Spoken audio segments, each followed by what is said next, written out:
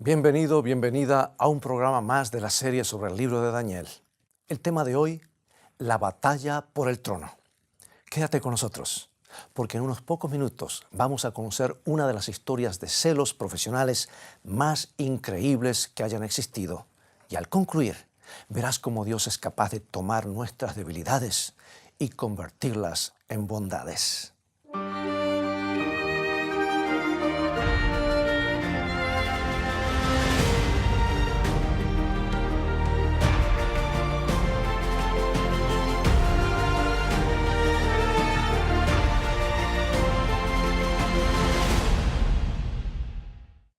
Vivimos en un mundo que pone énfasis en la excelencia profesional y probablemente sea bueno.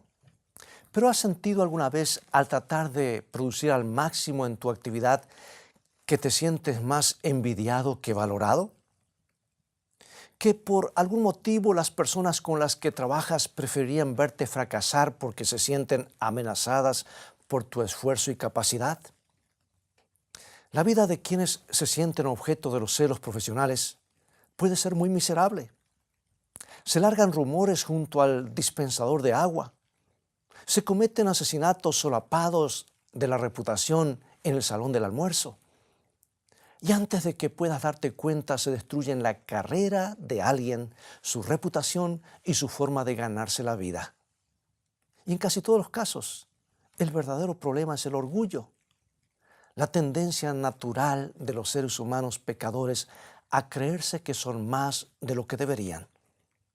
Y la Biblia revela que esa es la causa subyacente de casi todos nuestros problemas, desde el asesinato hasta los celos y la ira. Por ejemplo, en Isaías capítulo 14, leemos acerca de un ángel llamado Lucifer que no podía soportar la idea de que otra persona estuviera sentada en el trono del universo. Padeció de un sentido exagerado de importancia personal que lo condujo al primer caso de celos profesionales que se registran en la historia. En Isaías, Dios le habla a este ángel envidioso y le explica cuál fue su problema. Isaías capítulo 14, versículos 13 y 14.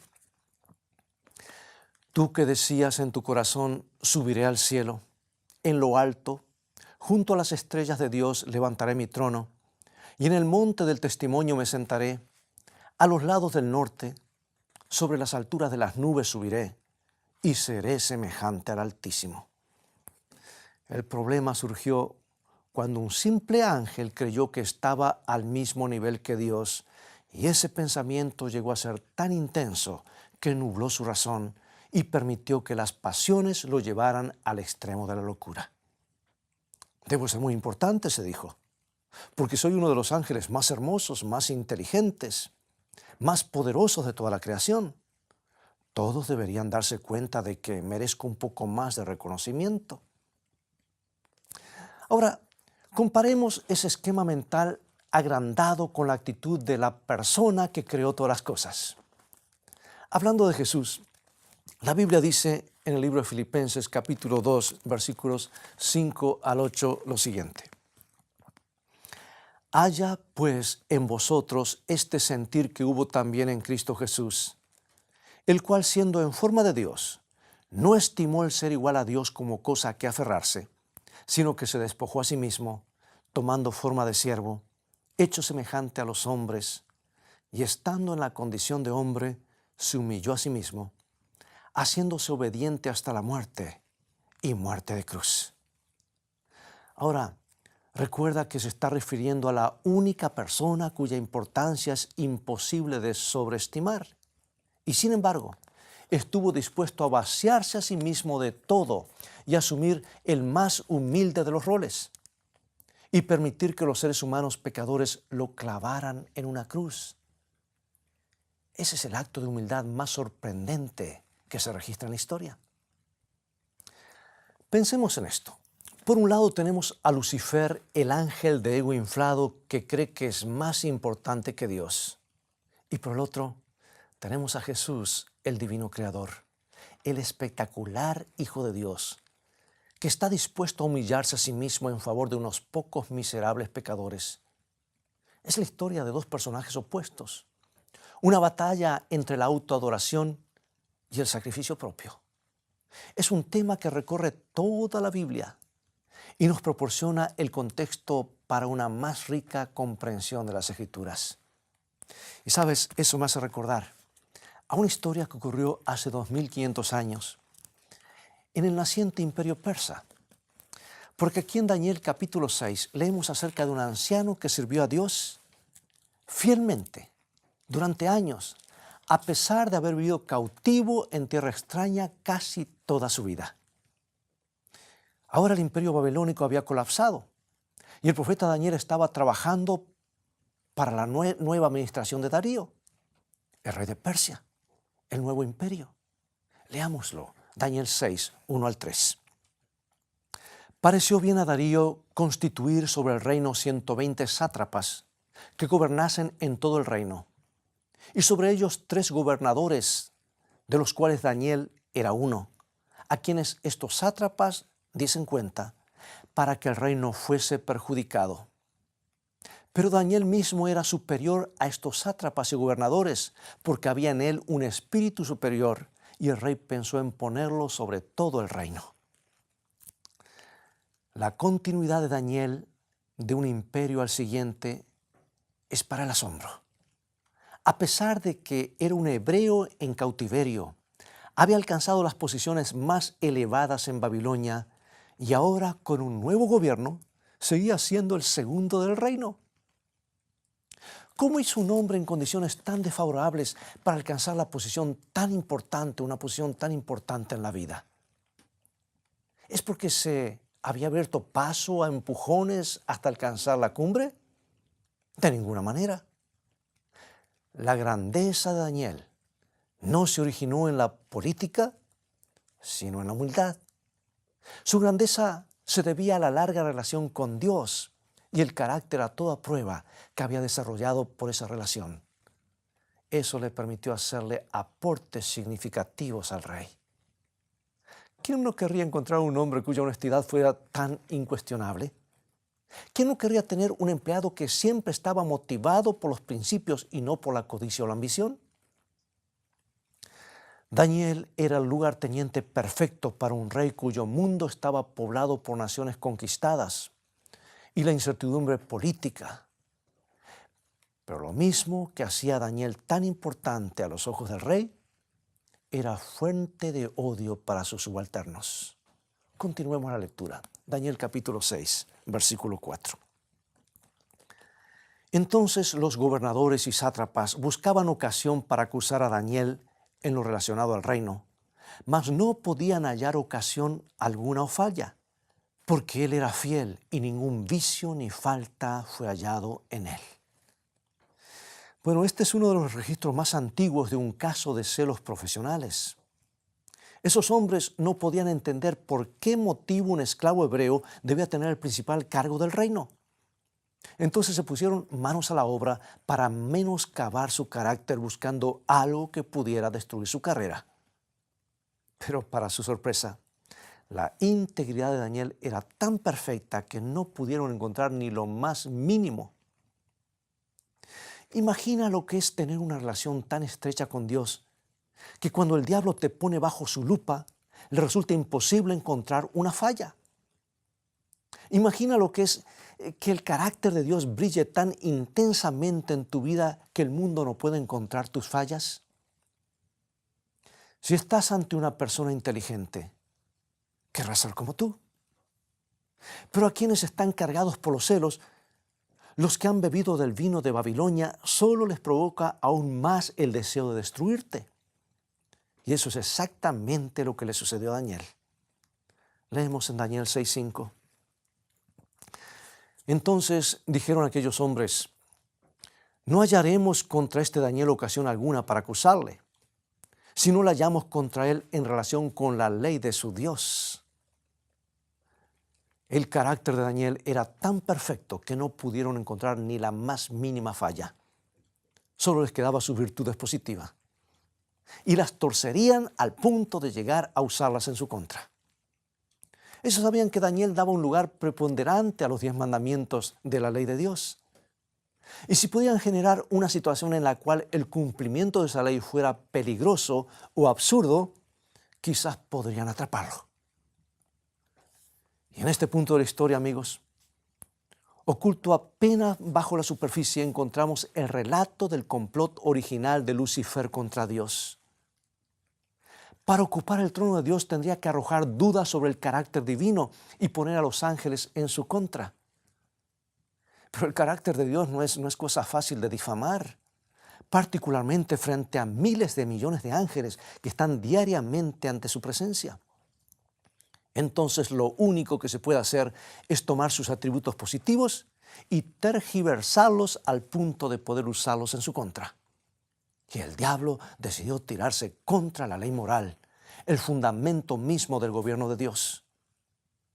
Recordarás que en el Antiguo Testamento la presencia de Dios se manifestaba literalmente sobre el arca de la alianza, convirtiéndola en un símbolo tangible de su trono. Y en el interior del arca, justo bajo la tapa conocida como asiento de misericordia o propiciatorio, había una copia de los 10 mandamientos originales, grabada en piedra por el dedo de Dios mismo. Su ley estaba en su trono. Y eso quiere decir que los 10 mandamientos, que son reglas para una vida de felicidad, constituyen la base del gobierno divino. Mira lo que dice 1 San Juan capítulo 3, versículo 4. La Biblia dice que el pecado es infracción de la ley. Lo que significa que toda vez que un ángel maligno convence a alguien de pecado, está haciéndolo cuestionar la importancia de la ley de Dios. Y sabes, esa ha sido la base del ataque de Satanás contra el reino de Dios desde el mismo comienzo. Desde el Génesis al Apocalipsis. La Biblia nos cuenta la historia de los ataques de Satanás a la ley de Dios porque en realidad él sabe que la ley es una vívida imagen del carácter perfecto de Dios. Y en el jardín del Edén, Satanás le preguntó a Adán y Eva si realmente creían que el pecado traería como consecuencia la muerte. Es posible que Dios esté tratando de esconderles algo, les dijo. Quizá el precio de quebrantar la ley de Dios no sea la muerte, y al quebrantarla descubrirán que pueden ser tan importantes como Dios. Miren, yo soy una serpiente y estoy hablando. Claro, estoy parafraseando, obviamente. Pero esa es la esencia del argumento del diablo en el capítulo 3 del Génesis. Está tratando de convencer a Adán y Eva para que duden de las palabras de Dios. Y está tratando de convencerlos de que tienen todo el derecho de ser tan importantes como su Creador. ¿Apela eso a nuestra naturaleza? Claro que sí. Pero el diablo está tratando de hacerlos cometer el mismo pecado que él cometió. Y al final de la Biblia tenemos otro buen ejemplo de la forma en que actúa el diablo. Porque en Apocalipsis capítulo 13 trata de convencer a todo el mundo, bajo pena de muerte, que se incline y adore a la imagen de la bestia, una clara violación de la ley moral de Dios redactada en los 10 mandamientos. Ahora es muy interesante que en Apocalipsis 14, versículo 12, Dios escribe a los que permanecen leales a Él como los que guardan los mandamientos de Dios y tienen la fe de Jesús. Por eso en el libro de Daniel, capítulo 6, no debería sorprendernos que un grupo de hombres malvados trataran de atrapar a Daniel en base a su fidelidad a la ley de Dios. Es que trataron de crear una situación en la que Daniel se vería forzado a cuestionar la importancia de obedecer a Dios. Y esa es la estrategia que el diablo ha venido utilizando durante mucho tiempo. Incluso hoy, trata de generar situaciones donde la obediencia puede ser cuestionable. Están, por ejemplo, los que promueven la idea de la relatividad moral, que escriben ejemplos en los que un código moral absoluto podía perder su vigencia. ¿Hay que ser simplemente siempre honrado?, preguntan ellos. Incluso si el robo me permite alcanzar un bien mayor. Como ves, el diablo puede hacer que una exigencia de Dios parezca contradecirse con otra para poder cuestionar todo el sistema moral divino. Y uno de sus trucos favoritos es hacer que las enseñanzas de Dios parezcan contradictorias.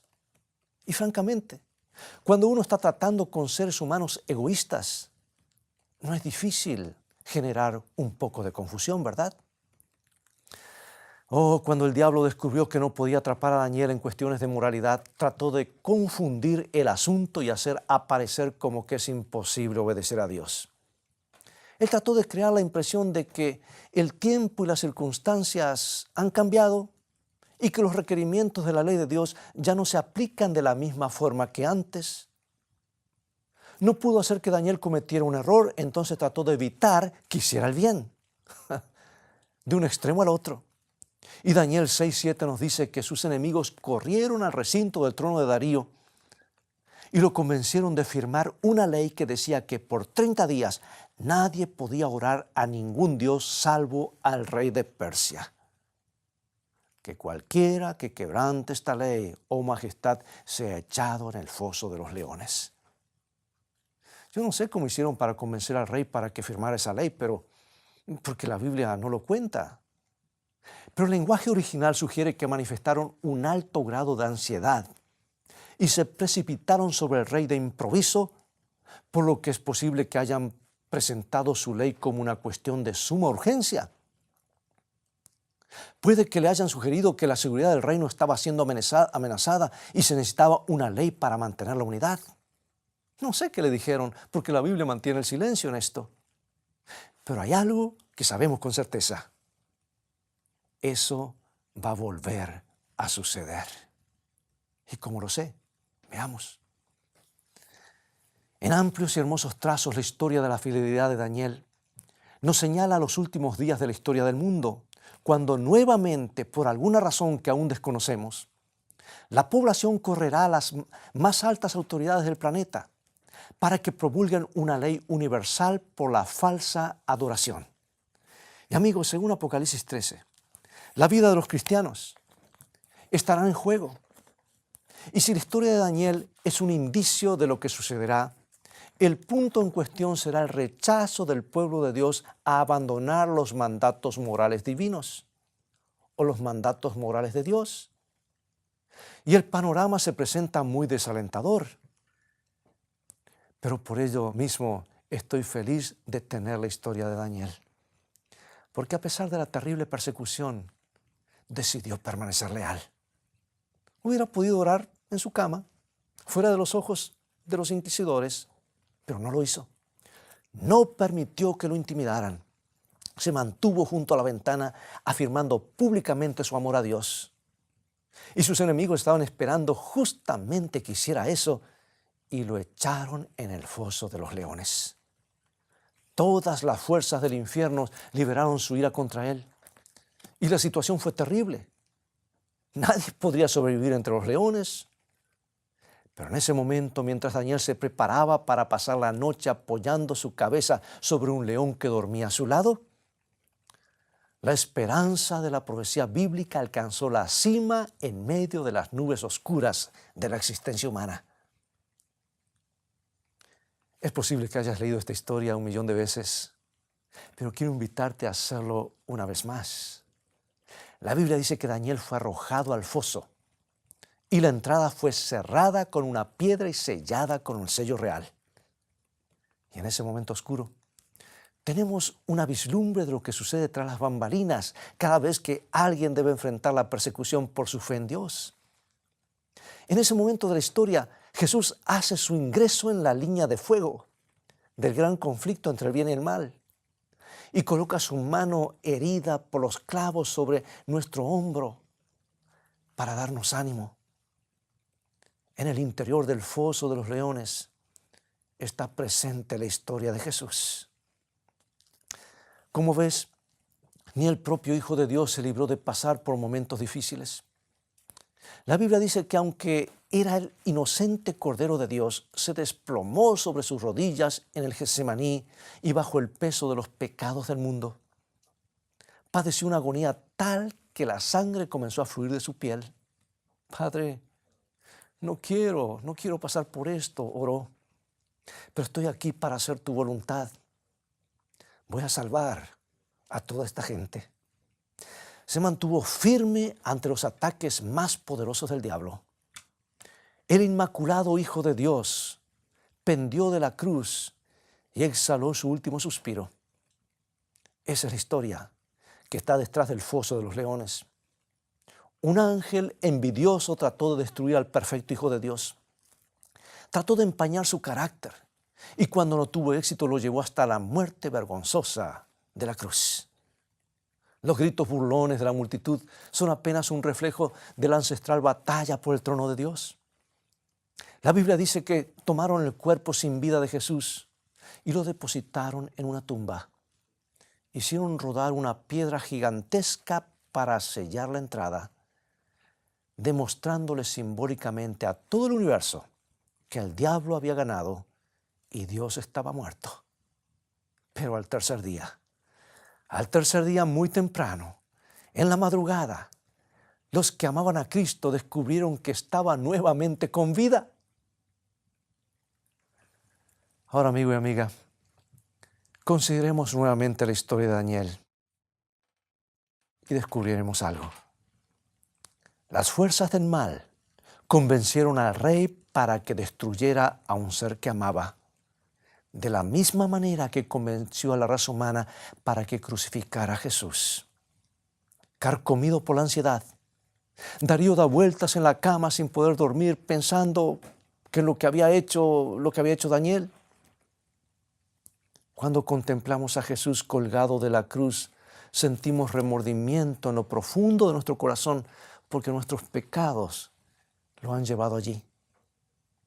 Cuando fuimos engañados por primera vez para pecar contra Dios, no imaginábamos siquiera que las consecuencias serían tan desastrosas.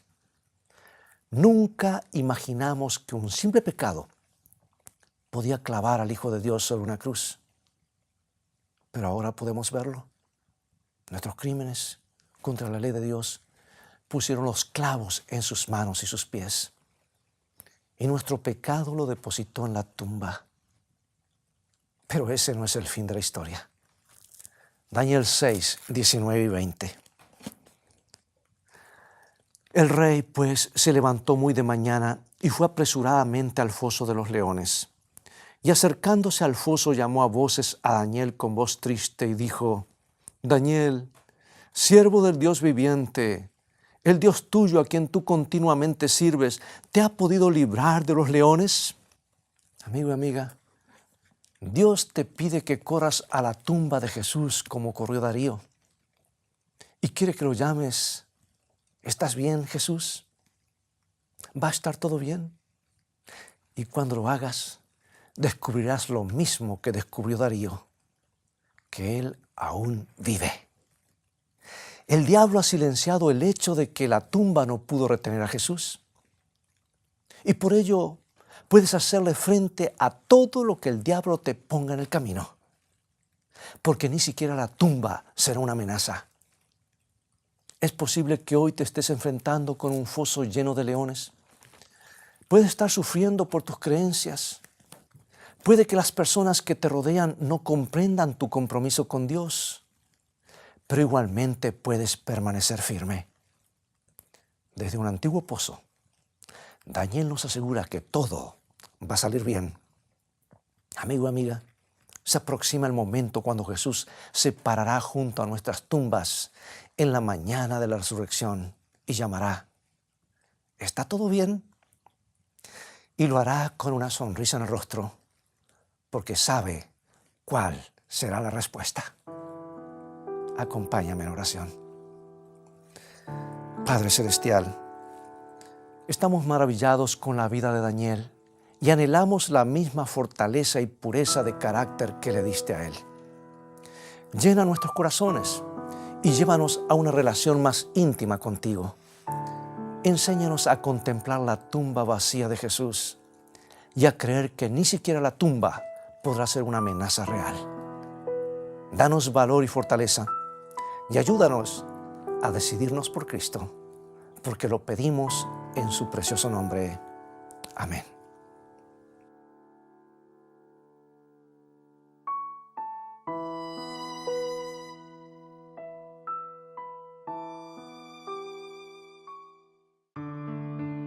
Nuestro Padre Celestial, está esperando derramar sobre nosotros la plenitud de sus bendiciones. Es privilegio nuestro beber abundantemente en las fuentes del amor infinito. Qué extraño que oremos tan poco. Dios está pronto y dispuesto a oír la oración sincera del más humilde de sus hijos. ¿Por qué han de ser los hijos e hijas de Dios tan remisos para orar? Cuando la oración es la llave en la mano de la fe para abrir el almacén del cielo, en donde están atesorados los recursos infinitos de la omnipotencia.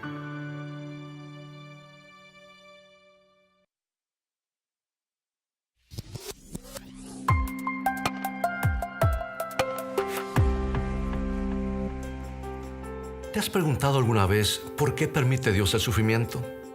¿Cómo se originó la maldad en la tierra? ¿Cuál es la marca de la bestia? ¿Cómo puedo identificar a un profeta verdadero? Hoy quiero presentarte las nuevas guías de estudios bíblicos, Escrito está. Este conjunto de 25 lecciones contesta cada una de estas interrogantes con la Biblia, en un formato simple de preguntas y respuestas, y contiene amplias ilustraciones gráficas, historias introductorias y tablas de ayuda adicional. Estos estudios se pueden adquirir en conjunto o en forma individual y son una excelente herramienta para entender la Biblia a profundidad. Para más información, visita ahora mismo la tienda de escritoestá.org o llama al 423-362-5834. Descubre a través del estudio de la Biblia el maravilloso plan de Dios para tu vida.